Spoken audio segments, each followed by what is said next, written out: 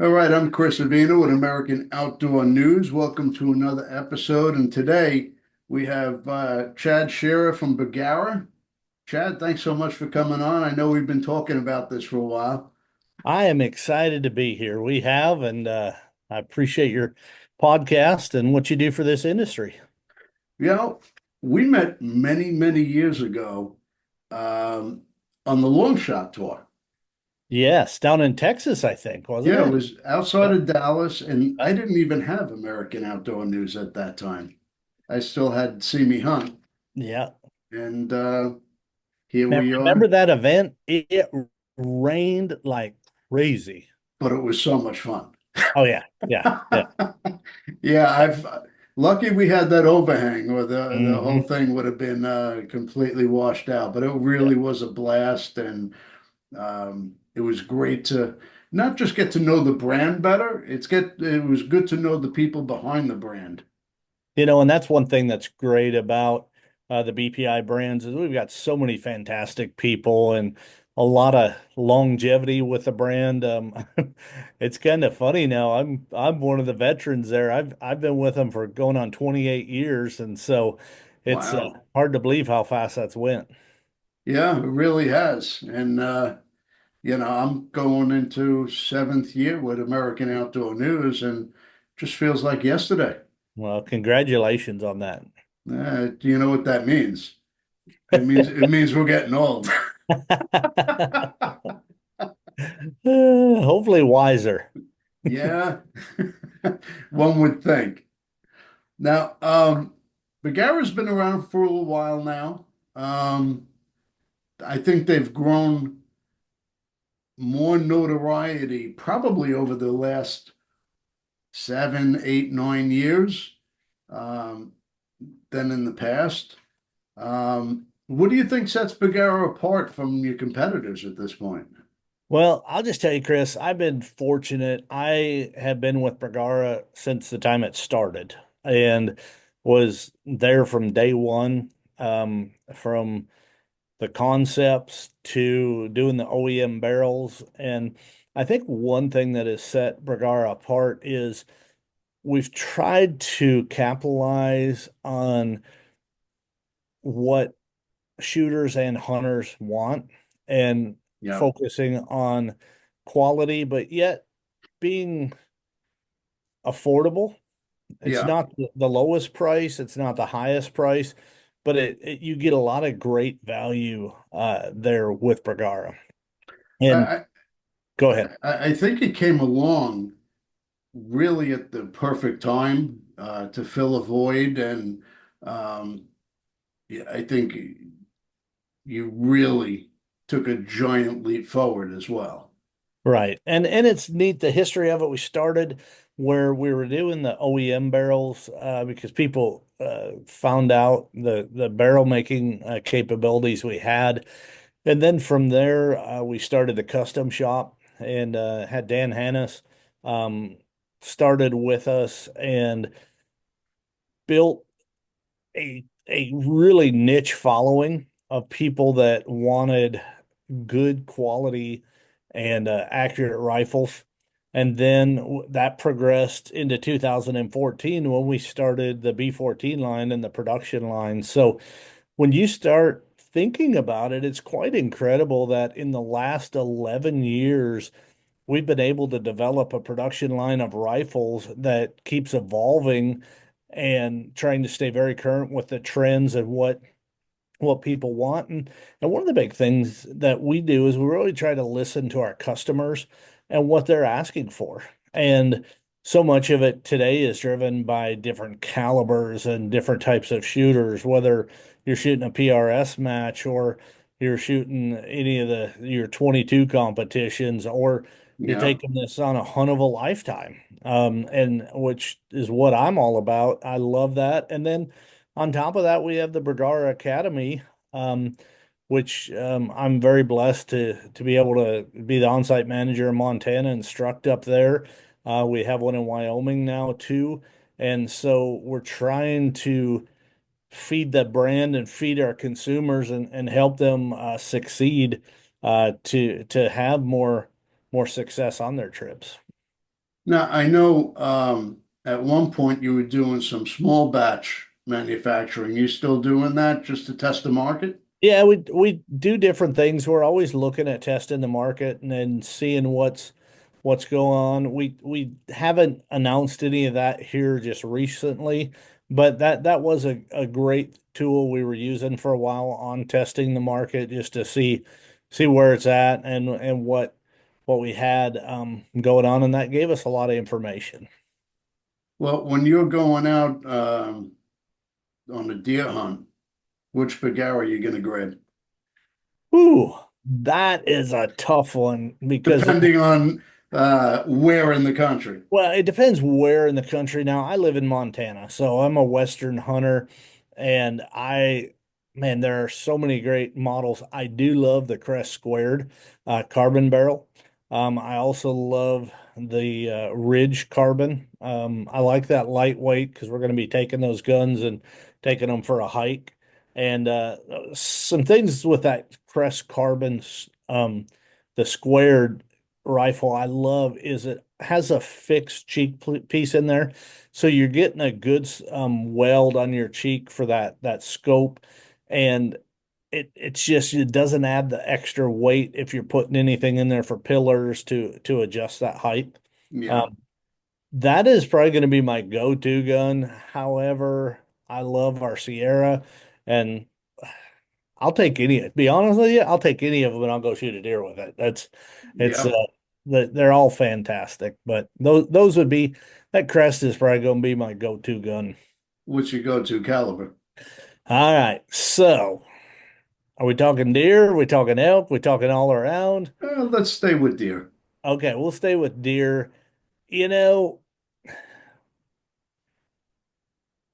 living in Montana, I want something that's hard hitting and flat. But when I travel, I use 6.5 Creedmoor a lot. Okay. I know there's lots of different arguments on that. I, I, I would probably, if I had to just choose one, just for deer, I'd bump it up to 6.5 PRC, just because I like a little bit more power. Yeah, We talk elk and 30 calibers. That's kind of one of my fortes. I'm all about that, and I'm really opinionated when it comes to that. But on deer, a 6.5 PRC is great. And I love that, especially if I'm heading down to Texas where you have some opportunities at some pigs or other animals while you're there. Um, yep. that little extra speed knockdown power, I'm all about it. I've always been a 308 guy. Yeah. I Yep. think it's more of a universal round. You could use it for just about anything, including elk. It might Yeah. be, Yep. depending, you're not getting, you know, a 500-yard shot and getting the same Yeah. knockdown power, but you can take pretty much anything with it. Well, and I will tell you this last year, I really tested the 7 PRC and I spent a lot of time hunting elk with it, but also hunting mule deer and just a fantastic caliber. Um, just really got the job done. I know you said you were just chasing some turkeys. Uh, any plans on venturing out into shotgun territory? We're always looking at every avenue and everything. I mean, you think about it as a production brand, it's been 11 years. Uh, in the making with the guns we have now. So that that's not something that is on the near future. But with Bergara, I always say you never know. You never know what what might be coming out less next. But I do know one thing: no matter what they do, they're going to be looking at um, every aspect of it, and if it makes sense, then we'll go down that line. I don't see anything in the immediate future, but I'm not going to say never because Never say never. You just don't look know. look at where we've came from and where we're at now. Yeah. Now, how do you balance the tradition with the technology?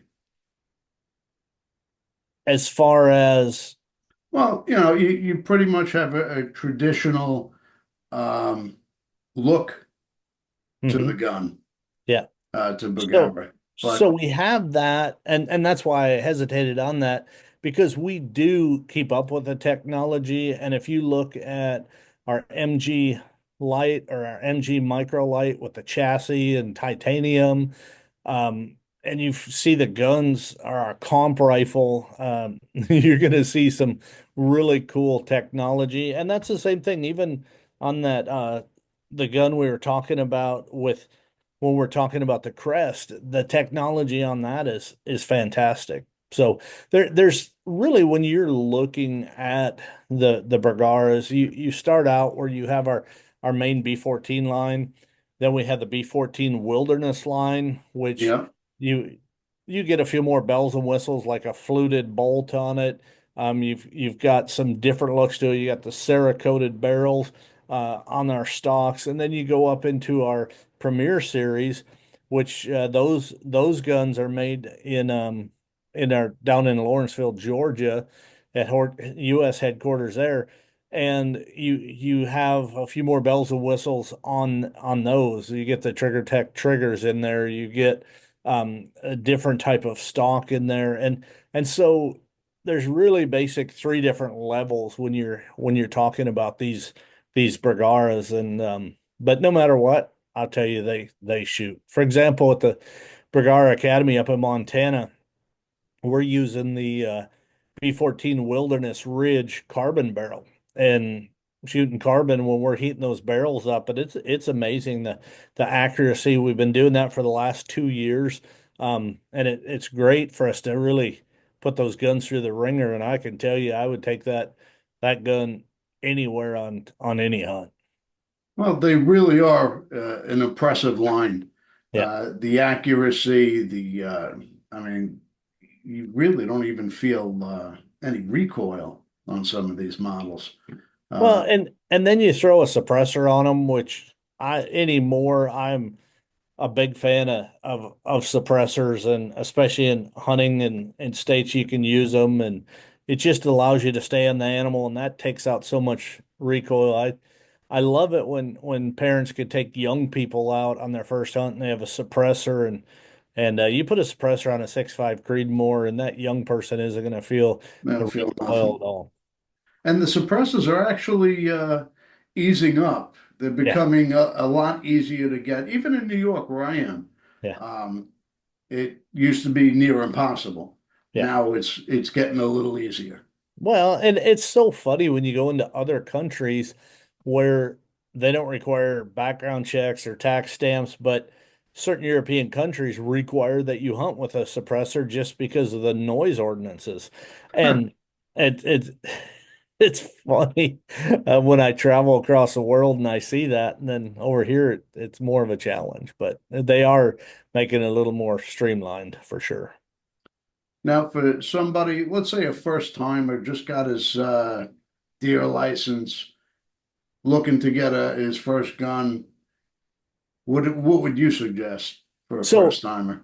a gun that we just came out with here not too long ago was the Bergara Stoke, and that was released last year. This the Stoke is amazing because you're talking a first timer, so you're talking somebody 10 to 12, maybe 14 years old, somebody that's smaller frame. I love it. You can adjust the length of pull, so you can take an inch off the length of pull. The barrel's a little bit shorter. It's a beautiful rifle. It's very, very affordable, and I would probably steer him towards a Stoke. I had a good buddy of mine, outdoor writer, Adam Hagenstaller last year. His son came up to Montana, and he's a young man, never taken a mule deer before. And we use that Stoke on it, and he shot a deer at 300 yards with it. And to Huh. watch how he can maneuver it, how well it fit him, it really, really impressed me on that. In what, like a 270? He was actually using 6.5 Creedmoor on that. So God, yeah, God bless him. yeah. So what's in R&D? What can we expect? Any surprises? Anything you could talk about? I can tell you we do have stuff in R&D that um at Bergara we don't want to release anything until we've really tested it and really made sure it's market ready. Um, I've got my fingers crossed that there might be a mid-year release what I'm hearing, All and right. I know what that is, and I'm excited about it. So we'll just see what happens. But I'd love to share that information with you and all your listeners. But I tell you, when it comes out, maybe we can jump back on and we can talk all about it. Oh, hell yeah. But I don't have a definite date on it yet, but as soon as I do, I'll let you know. Well, either way, I'm going to see it at the shows. Oh yeah, You just got to plan on putting one in my hands. I hear you. I hear you. Yep. But all right, so where can we find Bergara?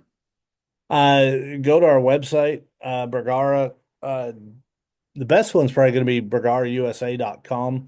And that's a great way. It's full of information, and you can definitely get everything you need to off of that. And that it's Bergara dot on. Let's see here. The best one probably is going to be Bergara. Let me just make sure because I don't want to send your listeners to a different one. I've got them saved in my phone, so they just pop up so fast. But yeah, bergarausa.com is going to be a great source for them. Lastly, how has the tariffs affected your business? We are monitoring that closely, and we're just kind of watching it from 30,000 feet right now to see what's going to happen. So Yep. I'm very supportive of our president. I understand the needs and the reasoning behind things. Yes, Bergara comes out of Spain, and so we're just kind of watching and seeing what happens with that. Would you be affected more on the import or the export side? Probably more on the import side because most of our premieres pretty much stay here in the U.S. But when we're it'd be more on the import side. Okay. Well, I think that's industry wide It and is. of course multi industries right now. Everybody's thinking the same thing.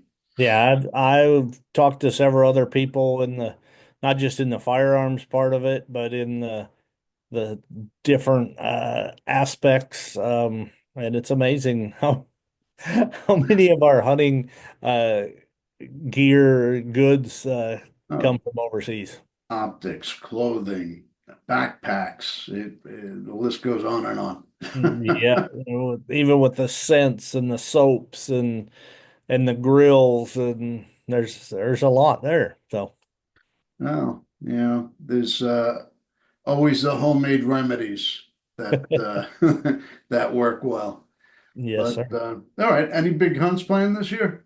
Yeah, I've got a couple heading up to Saskatchewan for black bear, then I'll be going to Africa. And then I'm just waiting on some more draws. There's still some of the draws are out. Wait, Utah hasn't happened yet, so we'll see what happens there. And of course, I'm always gonna do my Montana elk and deer and see Sure. if we draw antelope there and apply for my biggest thing is I apply for a lot of states just to see where we can draw and what happens with that. Yeah, I've guided the past few years, so my ability to hunt for myself was shrunk down. But Yep. this year I'm all about me. Good for you. Good for you. It's important to get out there and we get out there with our family a lot and it's just there's nothing like it when you're out there on those clear cold mornings and listen to an elk bugle or watching a mule deer or a whitetail chase. It's just there's nothing about it. So Yeah, we're just looking deer and bear here. yeah, We got some nice monster bear on the property, so we're keeping our fingers crossed for changing their feeding habits and they come out during the day. absolutely. Is that a draw tag up there in New York or can you No, get New York, we can get one per season, whether it's archery or rifle. you could get one in whatever season. Wow. Well, I was doing the Great American Outdoor Show up in Pennsylvania, and the number of guys that they have that early bear season with a muzzleloader, it's pretty incredible. And I mean, they'll take some 5 to 800 pound bears up there, and they get them in those cornfields, especially. It's Yeah. amazing how big those bears will get. Well, I guided Pennsylvania, and Yeah. average, you're looking at like a, I don't know, 180 to 250 pound bear, which Yeah. 250 is a nice size Yeah. bear. It is for sure. For sure. But you Especially know, when you try to pack them out. oh God, yeah, that's always a difficult part. Oh, black bears are some of the harder animals to pack out of anything. Well, thank God for an ATV and a sled. Yep, exactly right. Exactly right. So, All right. Well, I appreciate you taking the time to speak to us today. And if you haven't subscribed to the podcast, hit the subscribe button now, and we'll see you again next week. all right, Chris, thank you so much. All right.